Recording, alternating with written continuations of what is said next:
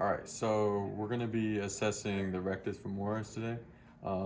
The first thing you can see we're already marked up a little bit, but each muscle is gonna have different landmarks um, depending on what we're testing. But the landmarks for this are the greater trochanter all the way down to the top of the kneecap. We're gonna go 50% of that. So we already measured this with our tape measure. Boom, 50% of that. And then we're gonna go over to the rectus. And essentially what we're trying to do is we're trying to find the belly of the muscle, where the muscle is going to have max displacement. And so that's where you're going to see that big mark. That's actually where our TMG probe is going to be. So we're going to place it on there when we're ready to go. We're not quite ready yet, but we've already marked the spot. Our two electrodes are going to be about 5 centimeters apart. And again, this is dependent on what muscle we're assessing. So here we're going to be above and below our mark, 2.5 centimeters above, 2.5 centimeters below. And then once we're ready, we got the mark. We're going to ask our participant typically to give me a little contraction, just a voluntary contraction to make sure, okay, you can relax. Make sure we're in approximately the right spot, which it looks like we are. With TMG, there's a little bit of a rater subjectivity to it, so they can assess. So if I put that mark there and I feel like the belly of the muscle is a little different spot, I can adjust dependingly or accordingly. But that's pretty much where we're going to be. It looks good based on our voluntary contraction. And once we're ready to go, we're going to actually put the probe on there. We're going to get it set up. And just to standardize everything, you may be able to see a small mark on the probe, and we're going to compress all the way down to that mark. That's just something that we did in our lab to standardize. That's not anything that's in the literature you see, but that is our setup, and we're ready to go. All right, so once we put the probe in the right spot, we get the electrode set up, everything's measured, ready to go. This is, again, something that is not typically found in the literature. It's just one of those applied versus research sort of side. But we have a manual option here with the actual instrument. So you can see there it's 0 milliamps. That's our unit of electrical stimulation. So I like to give the participant a little bit of a warm-up shock around 10. Doesn't have to be perfect, but I'm gonna hit this manual button. And we didn't see there, but we'll check out our participant here in a second. But I'm gonna ask him or her if they felt it. Luke, did you feel it? Yeah. Okay, so they felt the stimulation. That's one, to give them a little bit of a warm-up shock or stimulation so they know what's coming. Also, we're gonna do another warm-up. So I'm gonna bump it up closer to maybe 20, 25.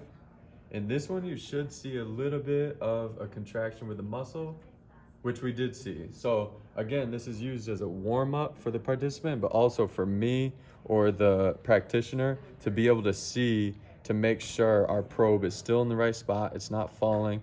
And again, we want the probe to be exactly parallel with the belly of the muscle when it's fully contracted. So the rectus is pretty easy because it's just going to contract basically almost vertically, straight up and down. But some muscles, depending on if they contract sort of vertically and laterally, you might have to adjust the probe accordingly.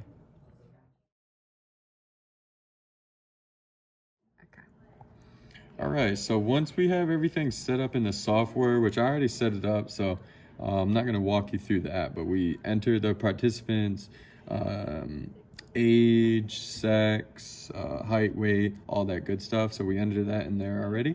Then we're gonna choose the muscle that we're assessing. And the software has a nice little component where it chooses the muscles that we can actually assess. There you can see a picture. Most of the time these pictures are perfectly in the right spot, sometimes not, but just sort of a secondary confirm where you're at as far as in relation to the muscle. And we've already done our warm-up shocks and everything. So now when we're set up, we're gonna hit measure. We're gonna set up the actual amplitude to be around 50 milliamps on our first stimulation. So I'm looking at the participant and I'm gonna hit measure at the same time.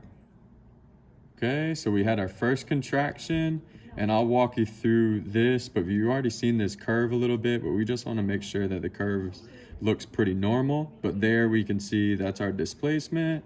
And then down here, it's gonna give us our actual numbers, specifically related to contraction time, delay time right here in the middle, and over here on the right is displacement. So that was our first stimulation.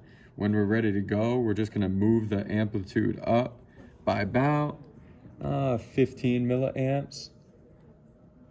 And we want to give at least 10 or 15 seconds in between each stimulation, which we've already gone past that point. Bump it up, doesn't have to be exact, but now we're at 65.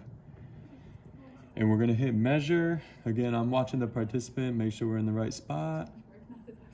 Okay, there we saw another contraction, and that's typically what we see. We're gonna see a little bit more displacement with a higher amplitude, and then it just changes up based on, remember, all our numbers, specifically contraction time and delay time, are based on our displacement, okay? And we would do the same thing. Now we're gonna bump it up to about 80 or so. Okay, again, wait 10, 15 seconds, which we already have. Going back to measure, make sure we're in the right spot. Okay, we can still see here with the software, it may be a little difficult to see, but we can see the blue line is the line that was our previous contraction, and our orange one is our new one. So there we can see, remember, TMG is all based on maximal displacement. So our displacement did go up. So we want to continue increasing that amplitude until we reach a point of max displacement. So we're at 80 now. This machine goes to 100 milliamps, so we'll just split the difference. We've been going up by about 15. We'll go up by about 10 this one, up to 90. And then again, 10 to 15 seconds, which we've already surpassed. Hit measure. Okay, there we saw a big jump in displacement, but that's fine. It doesn't matter how much we're increasing. We just want to note we are increasing in displacement, so we want to continue going up in amplitude. So now we'll just go all the way up to the top. This is about 100. Wait 10 to 15 seconds, and this is going to be our last stimulation, regardless of if displacement goes up or down. And there we actually saw it went down. Okay, so we would be finished with our test, with our assessment. And after that, remember, everything is based on maximal displacement. So there we can see our last stimulation was a little bit lower, so we don't want that curve or displacement. We want the one previous. So we're just gonna, this is a little weird with the software, but I'm gonna unsave every single one except that graph one. So that was our previous one at about 90 milliamps. I'm gonna save that. Yes, we wanna save. And that is our TMG curve. That's our displacement curve, I should say, based on TMG. And that's where we base all our numbers off of. All right, so after we've done our stimulations, we found our curve. So here's our nice looking curve.